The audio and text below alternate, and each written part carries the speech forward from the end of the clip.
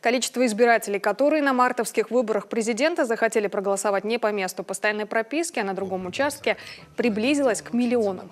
На утро сегодняшнего дня по всей стране это 983 889 заявлений. Завтра будет миллион, прогнозирует ЦИК. Потому что в день здесь фиксируют 82 тысячи обращений, а начинали с 27. При этом информационный центр без проблем справляется с обработкой всех поступающих сигналов. Мы внимательно мониторим, что происходит в регионах по движению избирателей внутри региона, из региона в регион. И у нас настает час X, когда нам нужно будет уже высказывать или обеспокоенность, или наоборот сказать, что все идет в рамках тех решений, которые приняла Центральная избирательная комиссия, в рамках тех рекомендаций, которые есть, и в первую очередь в рамках закона. Механизм голосования граждан по месту фактического нахождения заработал 31 января. Услугами МФЦ в нашей республике воспользовались 847 жителей, 444 обратились по линии территориальных избирательных комиссий.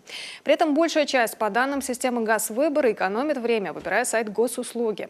С 25 февраля с аналогичными заявлениями можно будет обратиться и в участковые избиркомы.